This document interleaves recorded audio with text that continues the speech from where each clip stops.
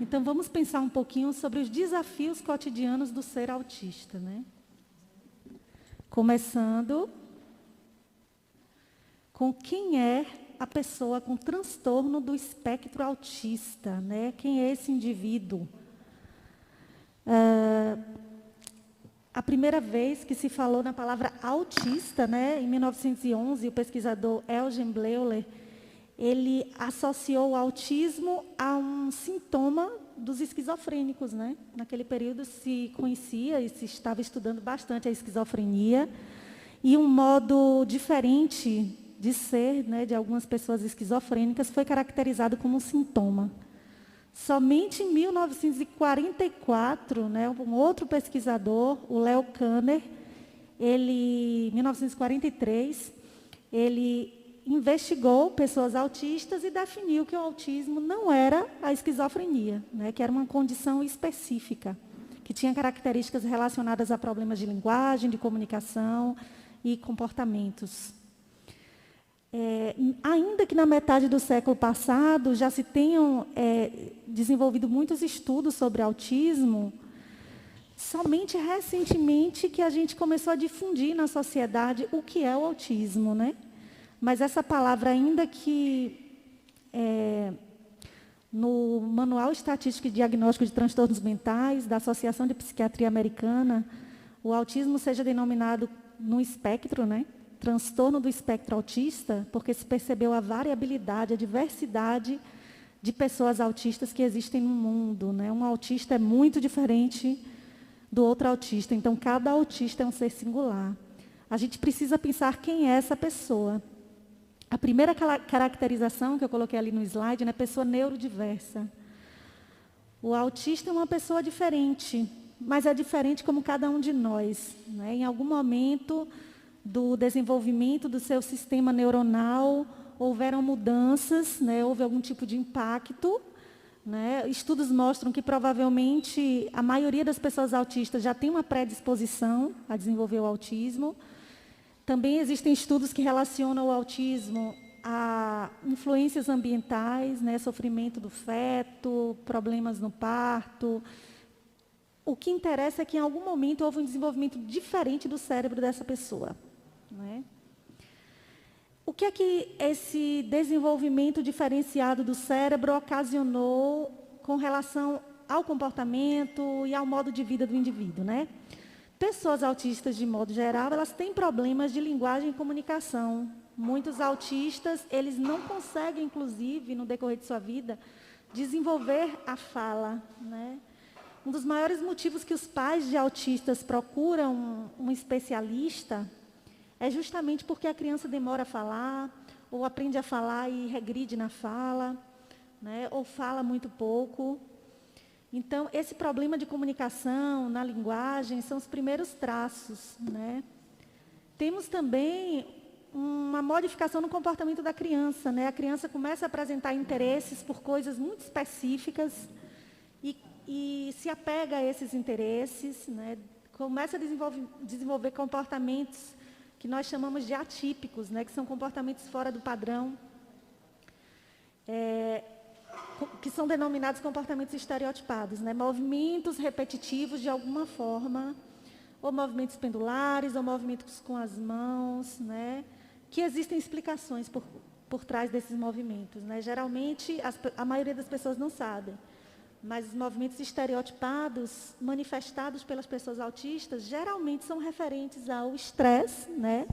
As pessoas autistas, elas são acometidas de muito estresse, porque é muito difícil ser autista num mundo hiperestimulante, já que, naturalmente, as pessoas autistas costumam ter problemas de processamento sensorial. Elas têm ou uma maior sensibilidade aos estímulos ou uma menor sensibilidade aos estímulos. Já que eu estou sozinha, eu posso tirar, né? Eu acho que facilita para vocês ouvirem. Então, como as pessoas autistas, o cérebro das pessoas autistas, ele tem essa dificuldade de processar os estímulos ambientais, seja sonoros, seja do paladar, seja do olfato, do tato. essas pessoas, elas costumam apresentar um comportamento diferente porque estão hiperestimuladas, ou seja, barulhos podem incomodar, ou elas sentem muito qualquer textura alimentar, e muitos autistas têm dificuldades alimentares, né? Pesquisas também indicaram a menor produção de melatonina. Então, é muito normal autistas terem insônia à noite, né? E isso deixa as mães realmente angustiadas, né? Imagine perder noites com a criança e no outro dia ter que estar acordada para cuidar dessa mesma criança, né? Pessoas autistas também têm problemas de reciprocidade e interação, né? A autora Rogers e Dawson, por exemplo, elas falam que enquanto que o cérebro de uma pessoa típica, ele é programado para corresponder à aproximação social dos outros, corresponder a um sorriso, corresponder a um abraço. O cérebro da pessoa autista, ele entende a aproximação como uma ameaça. Então, é muito comum que a pessoa autista ela não sorria de volta, ela não olhe nos olhos, ela se afaste, e isso inibe essa reciprocidade social, né? Isso faz com que a pessoa que tenta se aproximar, a pessoa que tenta estabelecer algum contato, se afaste da pessoa autista e desista desse contato, né? Então, isso faz com que a pessoa autista perca oportunidades de estímulo. Os autistas, até como todas as outras pessoas, precisam ser estimuladas para se desenvolver. Mas como naturalmente a pessoa autista já tem um atraso no desenvolvimento, os estímulos têm que ser maiores e focados naquilo que a pessoa autista precisa desenvolver principalmente, né? Então, essa dificuldade de se comunicar, essa dificuldade de falar, essa dificuldade de estabelecer interação social, faz com que a pessoa autista perca oportunidades de desenvolvimento, né? Isso atrapalha bastante. Uma teoria chamada teoria da mente explica que as pessoas autistas têm dificuldade de entender os pensamentos, os sentimentos e as intenções das outras pessoas, né? É por isso que às vezes fica parecendo que a pessoa autista não quer se aproximar, não quer fazer amigos, não quer namorar, mas isso não é verdade. Apesar das pessoas autistas necessitarem de algum tempo sozinhos, algum tempo para ter uma dieta sensorial, né, já que o mundo é muito estimulante para eles, os autistas eles querem interagir, eles querem ser aceitos, eles querem ser amados como as outras pessoas, né? Os autistas querem fazer amigos, só que parece que não querem. Por quê? Por conta dessa dificuldade de corresponder ao contato da outra pessoa. Então, o autista, ele quer fazer um amigo, ele quer conseguir a namorada, mas ele não entende muito bem, ele tem dificuldade de entender o que o outro quer, o que o outro pensa e o que o outro sente, né? Então, às vezes, como ele não entende, ele não corresponde, né? E isso tem uma explicação pela própria constituição do cérebro do autista. A ideia de que o autista não olha nos olhos é realmente porque fixar nos olhos incomoda, né? A região cerebral do cérebro do autista, que numa pessoa típica seria programada para corresponder ao olhar, na pessoa autista repele o olhar, né? Então, realmente, olhar nos olhos incomoda o autista. Eles se esforçam, eles tentam, né? Porque é uma regra social que as pessoas olhem nos olhos, que as pessoas correspondam com sorrisos, que as pessoas abracem, mas isso muitas vezes incomoda, já que eles têm dificuldade de processamento sensorial, então muitas vezes eles não querem ser apertados, né? Já que o cérebro deles age com o estímulo de uma área cerebral que faz com que ele tenha repulsão a uma aproximação muito brusca, né? A um abraço muito apertado. Então, todos esses comportamentos são explicados hoje pela constituição cerebral do autista e pelas áreas do cérebro que são acionadas no cérebro do autista quando ele estabelece essas relações sociais, né? Então, tudo tem uma explicação. Não é porque eles não querem socializar, não é porque eles não sejam pessoas sociáveis, né? Inclusive, é muito comum dizer que o autista vive num mundo próprio. Eu acho que nós é que não entendemos o mundo, né? Esse mundo que todos nós vivemos, que é muito diverso. Como a gente não entende que aquela pessoa funciona diferente, que aquele cérebro processa diferente, a gente acaba achando que ele é um ser estranho, mas ele é um ser neurodiverso. Uma outra teoria, chamada teoria da coesão central, explica um pouco sobre como o autista enxerga o mundo. Enquanto que os neurotípicos conseguem entender o contexto das situações, dos lugares, dos relacionamentos, o autista ele não enxerga o mundo de forma contextual, de forma global. Ele enxerga por partes. O cérebro dele é programado para entender as coisas de uma forma objetiva, de uma forma detalhada. Então, quando uma pessoa autista ela adentra num espaço, num ambiente, ela não vai ver aquele ambiente de uma forma geral. Ela provavelmente vai observar algum detalhe, e aí um outro detalhe, né? E essa observação de cada parte é que vai constituir a compreensão do todo, que é diferente da forma como as pessoas neurotípicas enxergam aquele ambiente, né? Elas já adentram no ambiente percebendo o que está acontecendo, percebendo o que está sendo dito. E esse modo diferente de enxergar o mundo, de ter dificuldade de entender as intenções do outro, faz com que o autista tenha essa imagem de ser ingênuo, de viver no mundo próprio, de não querer interagir. Mas isso tudo é só uma preconcepção social, né? Um preconceito, pela falta de entendimento mesmo de como esse cérebro funciona. Pode passar os slides. Nos últimos anos, nós temos o desenvolvimento de muitos estudos sobre autismo, né? Eles foram impulsionados, principalmente, gente, a partir da década de 1970. Porque, a partir desse período, começaram a haver movimentos dos pais, de familiares de autistas, em busca da melhoria das condições de vida, em busca de tratamentos mais adequados, em busca de combate do preconceito, né? Antes de 1970, os autistas eles não eram muito compreendidos, né? Não havia muitos avanços médicos, apesar de já haver estudos, né? Desde o início do século passado. E muitos eram tratados em clínicas psiquiátricas, com terapias alternativas, muitas delas estranhas, com eletrochoque, isolamento. Então, eram formas que nós hoje poderíamos olhar como cruéis, né? E os pais de autistas, eles foram em busca dos direitos, da compreensão, de estudos sobre autismo.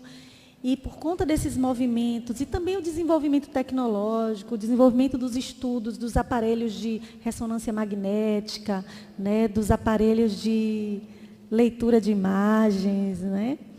Se conseguiu estudar esse cérebro de autista, né? Do autista vivo. Porque até então os estudos eram feitos em pessoas que já haviam morrido, né? Então não se podia observar aquele cérebro funcionando.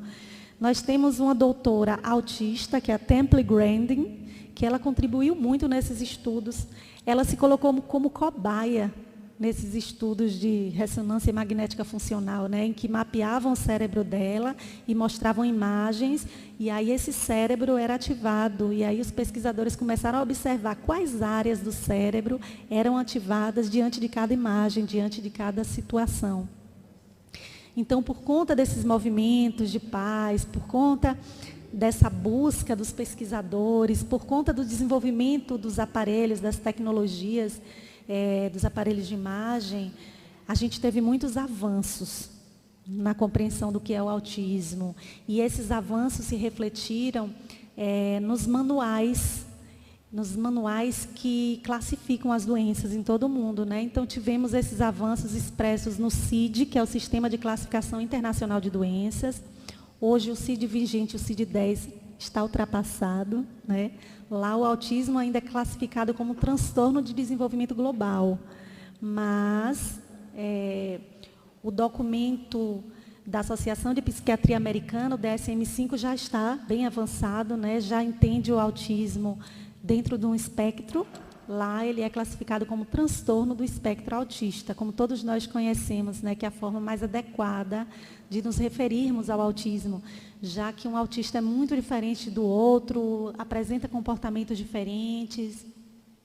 Ainda que nesse mesmo documento, o autismo ele seja classificado por níveis, nível 1, nível 2 e nível 3, de acordo com a dependência do indivíduo autista dos cuidados de outra pessoa, mesmo dentro do mesmo nível, um autista é muito diferente de outro autista. Temos autistas que têm hipersensibilidade auditiva, autistas que têm hipossensibilidade auditiva. Temos autistas que têm hipersensibilidade tátil, temos autistas que têm hipossensibilidade. Tem autistas que têm muitos movimentos estereotipados, né, balançam muito, fazem movimentos diferentes, giram. E temos autistas que não fazem esses movimentos estereotipados. Eles podem fazer movimentos estereotipados na fala, repetindo palavras, né? Isso também é um movimento estereotipado. Então, temos autistas que não falam, são não verbais. Né? Esses não verbais, quando não conseguem desenvolver a fala, eles podem desenvolver outro tipo de linguagem, né? Principalmente a partir de sistemas criados propriamente para isso, como o sistema PECS, né? Em que você se comunica por meio de figuras em cartas. Né? E temos autistas altamente funcionais, que têm habilidades consideradas, entre aspas, especiais. Né? Tem alguma facilidade de memorizar ou alguma facilidade de ter um bom raciocínio lógico ou identificar padrões. Mas isso é uma minoria, né? A grande maioria dos autistas tem comorbidades associadas ao autismo, que muitas vezes são relacionadas à deficiência intelectual ou TDAH, né? Transtorno de atenção e hiperatividade. Alguns apresentam convulsões, então a gente tem uma variedade gigantesca. Não dá para criar um manual padrão sobre como educar autistas por isso, por conta dessa diversidade, e isso dificulta até os estudos médicos, né? Mas temos muitos avanços médicos que servem para os autistas de modo geral. Um deles, que eu acredito que seja um dos principais, são os estudos sobre intervenção precoce, né?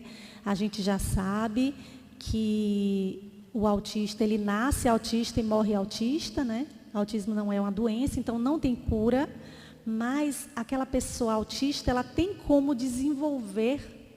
se desenvolver de maneira que ela tenha uma vida extremamente funcional, né? E para isso depende uma série de fatores, desde tratamento, né, realização de terapias para desenvolver aquelas potencialidades, aquelas que ele ainda não desenvolveu, até a participação da família nesse processo, como mediadora do relacionamento entre escola, entre terapeutas, né? Da oportunização de momentos de interação social que são fundamentais para o desenvolvimento do autista. E parece até engraçado, né? As pessoas acham que o autista não quer interagir, mas ele quer e ele precisa.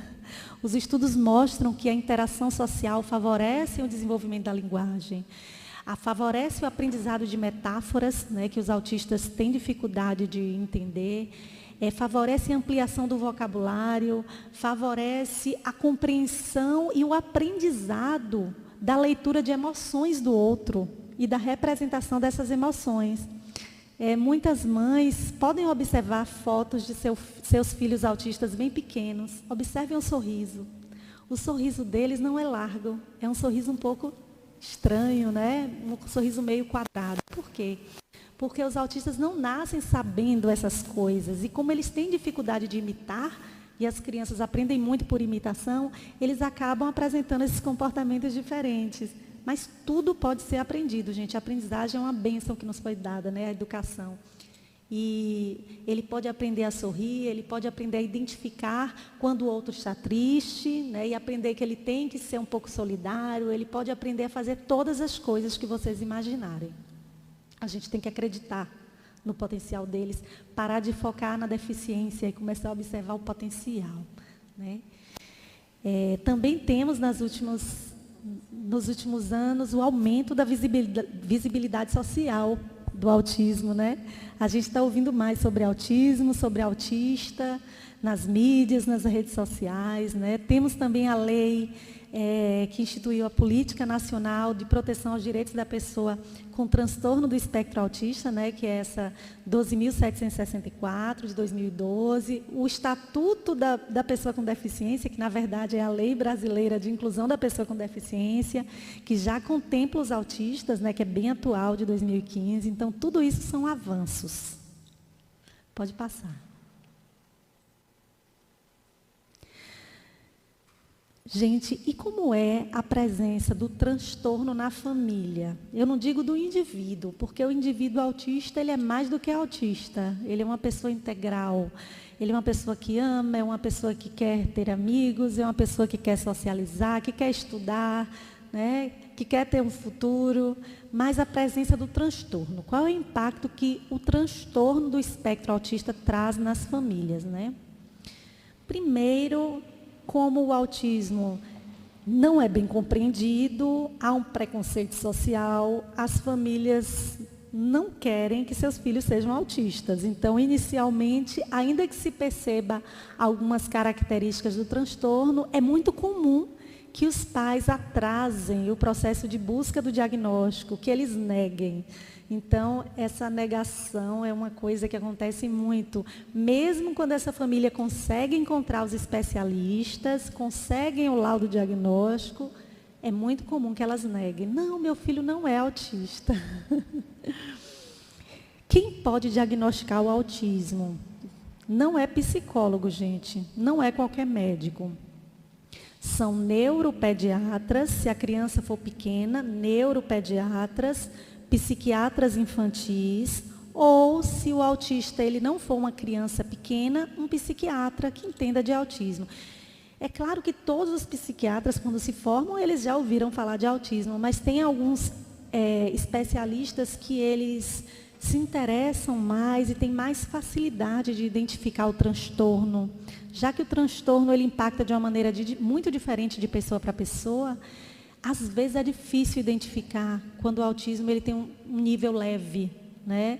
Então, porque o autismo não tem cara. Como a síndrome de Down, você já observa os traços da pessoa com a síndrome, mas com o autismo não. Você tem que analisar o comportamento do indivíduo, a forma como o indivíduo interage com o mundo e com as outras pessoas, a forma como ele se comunica, né? E não é fácil identificar quando o nível é leve. Principalmente se a pessoa autista já é jovem ou já é adulta, porque ela já teve um convívio social, ela já aprendeu muita coisa, então mascara as características do transtorno. Tanto que no documento da Associação de Psiquiatria Americana, o DSM-5, está lá escrito que o profissional que vai investigar o autismo no indivíduo tem que considerar os sintomas desde a infância, desde que aquele indivíduo nasceu. Né? Inclusive questionar sobre o parto da mãe, sobre a gravidez se foi tranquila, porque tudo isso vai dar pistas para a identificação do transtorno. Então, nessa busca pelo diagnóstico, inicialmente é muito comum que a maioria das famílias negue, né? Porque acham que é uma coisa muito ruim que aconteceu, o autismo, e elas entram em luto, um luto por um filho que elas achavam que tinham, que era perfeito, né? O filho autista é visto como alguém imperfeito. Não é um processo consciente, ele é inconsciente, né? O indivíduo ele não quer agir dessa forma, mas emocionalmente ele acaba desabando, né? Só que ele precisa aceitar, porque enquanto ele não aceita isso e não busca as terapias, aquela criança não desenvolve. E é muito melhor para aquela criança começar a terapia logo bebê, logo pequenininho, né? Meu bebê autista, que hoje tem 5 anos de idade, ele iniciou as terapias com 1 ano e 4 meses. Já foi incluído na escola, começou a terapia com fonoaudiólogo, com psicólogo infantil, e hoje ele é uma criança extremamente funcional, né? As pessoas costumam dizer que ele nem parece autista. É comum, como se autismo tivesse cara, mas é muito comum mesmo. Mas ele é autista, ele sempre vai ser autista. Em algum momento da vida dele, ele pode até regredir em algum aspecto, né? Então, nós precisamos sempre estimulá-lo, né? Fazê-lo interagir. Nesse momento, com a pandemia, ele não está fazendo terapias. E ele está conseguindo se desenvolver normalmente, né? Por conta dos estímulos. Uma criança de 0 a 3 anos, ela tem uma chance gigantesca de desenvolver todas as potencialidades que ela não conseguiu. Ou seja, 99% de tudo que você quiser ensinar e estimular naquela criança, ela pode desenvolver. No que tange principalmente a linguagem, dos 3 aos 5 anos, ela ainda pode desenvolver bem aquela linguagem.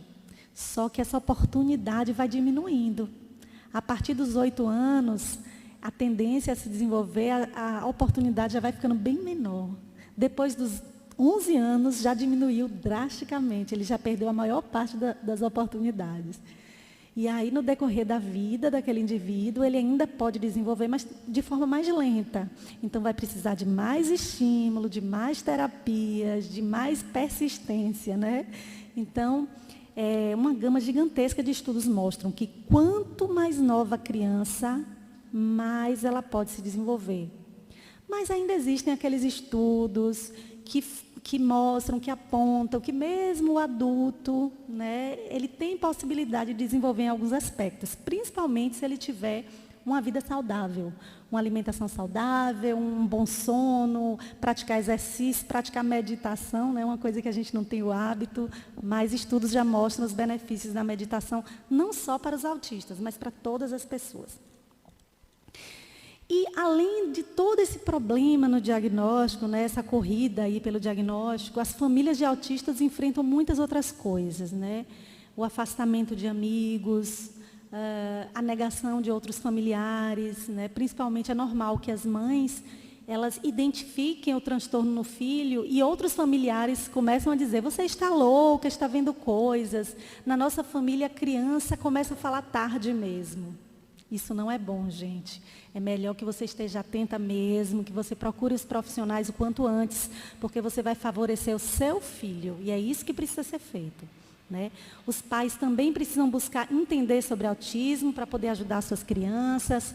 Os pais precisam manter terapias, né, para que elas desenvolvam os aspectos que elas não têm desenvolvido, como linguagem, né?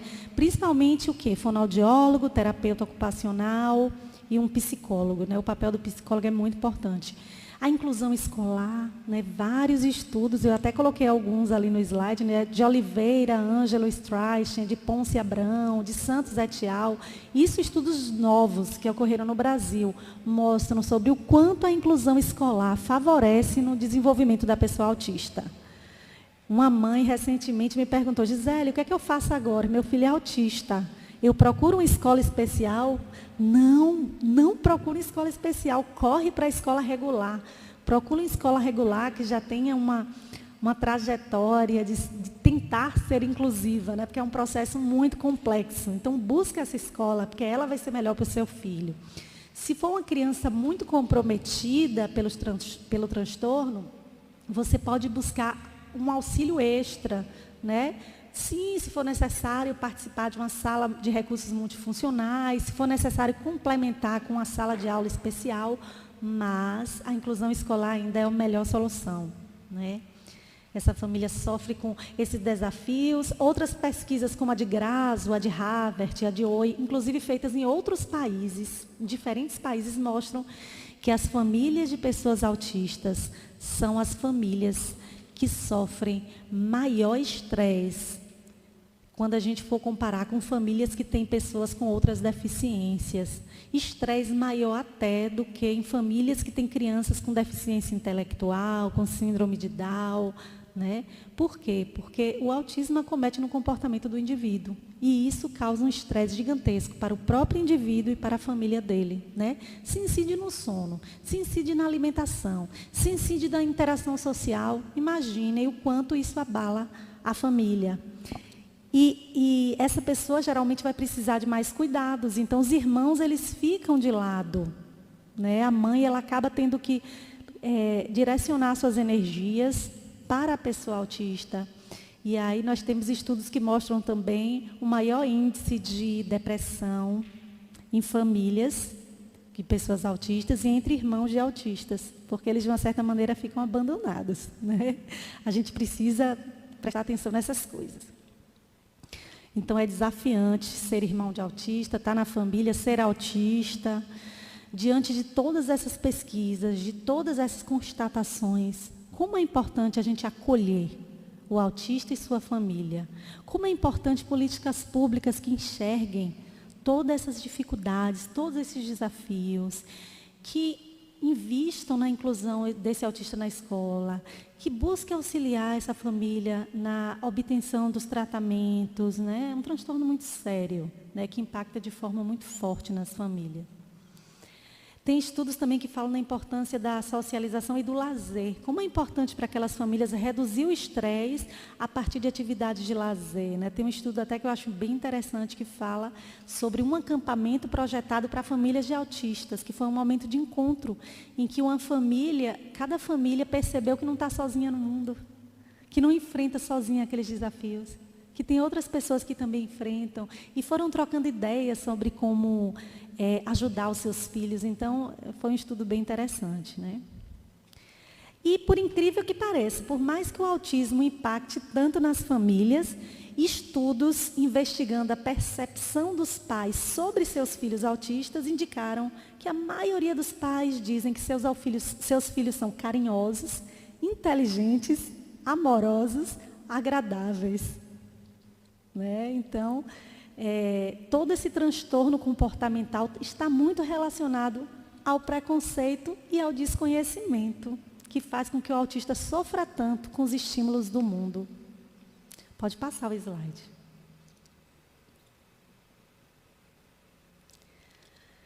Eu já comentei, né, sobre os avanços nas ciências médicas, né? Hoje a gente, não é que apareceram mais autistas no mundo, não é que apareceram mais autistas na escola, os autistas sempre estiveram lá.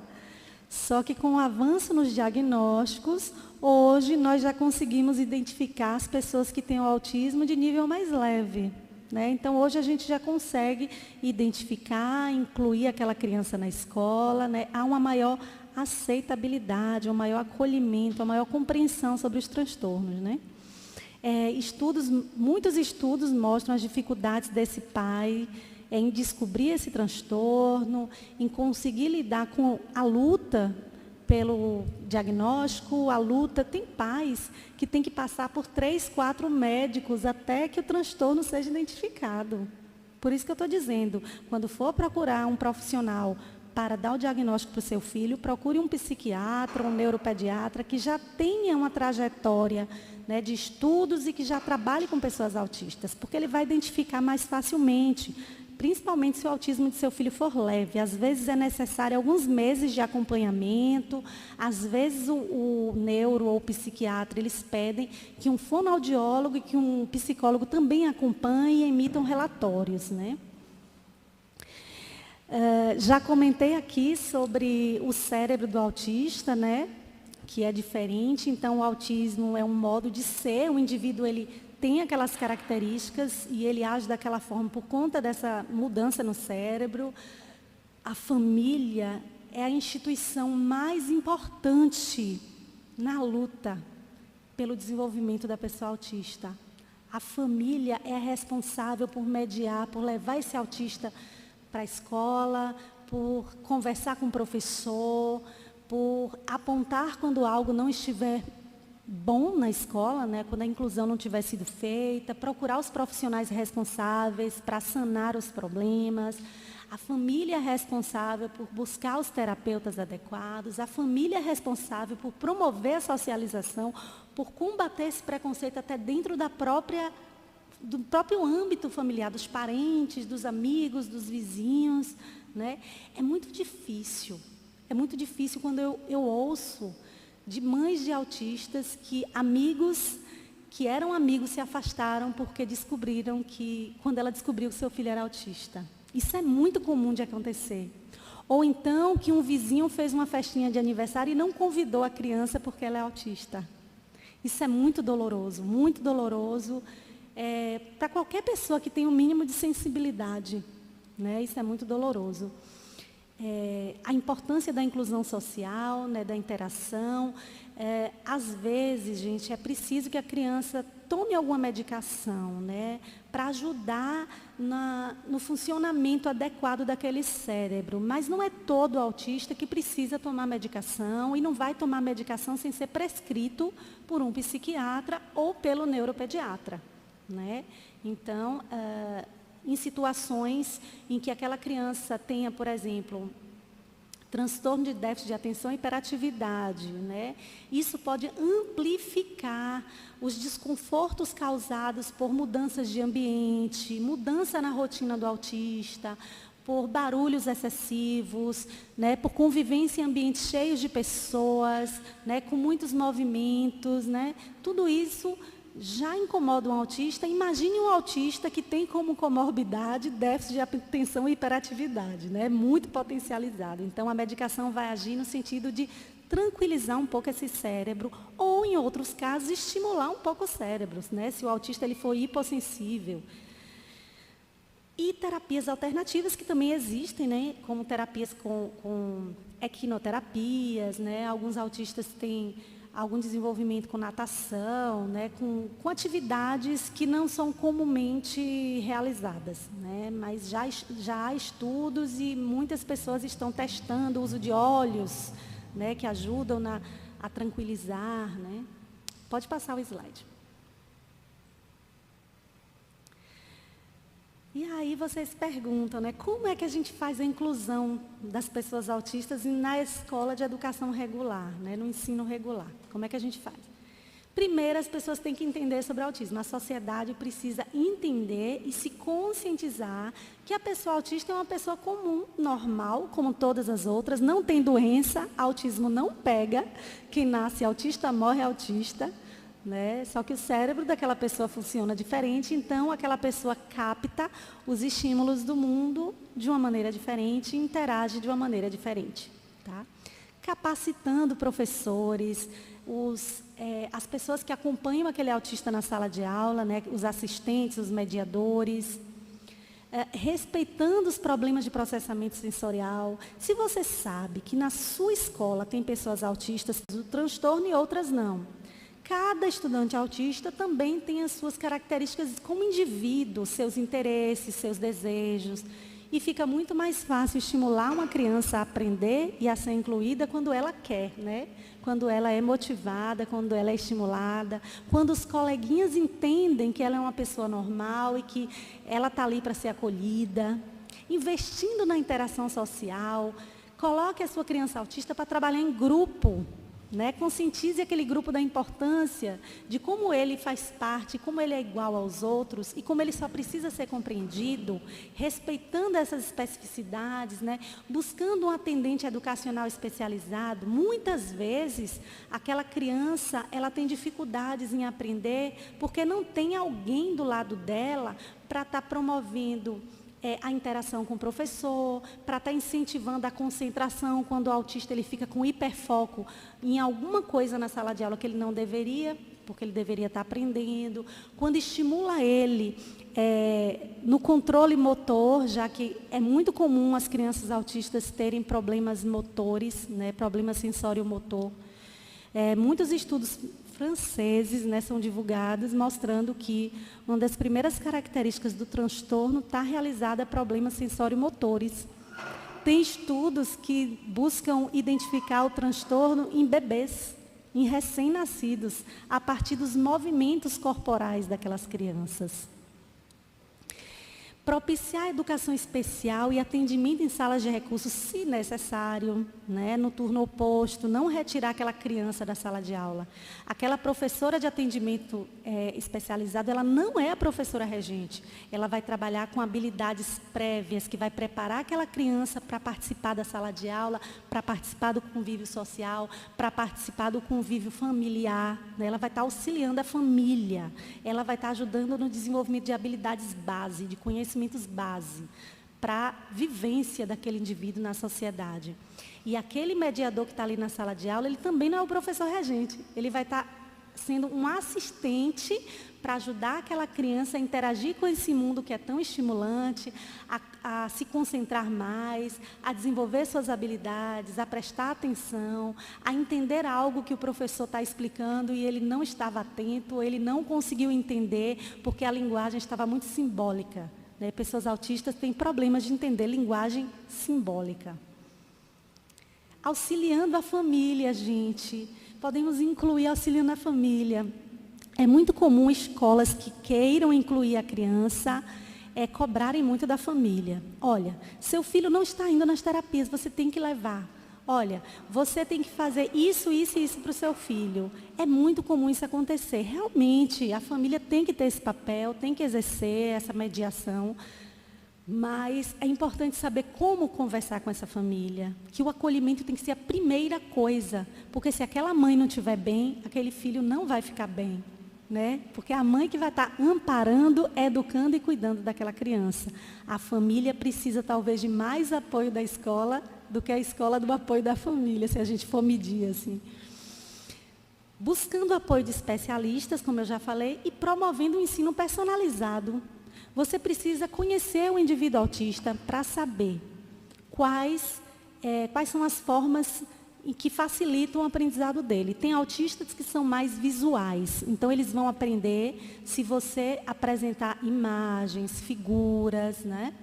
Tem autistas que eles são mais práticos, eles aprendem mais tocando, experimentando, vivenciando. Essa educação especializada na sala de aula não vai favorecer só a criança autista.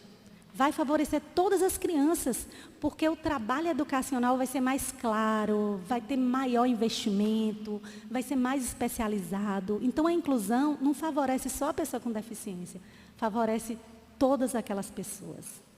Pode passar. E aí eu finalizo minha fala com uma frase da nossa doutora autista, Temple Grande, né? If I could snap my fingers and be no autistic, I would not. Autism is part of what I am. Se eu pudesse, né, se eu pudesse escolher e não ser uma pessoa autista, eu não escolheria, porque o autismo é parte do que eu sou. Obrigada.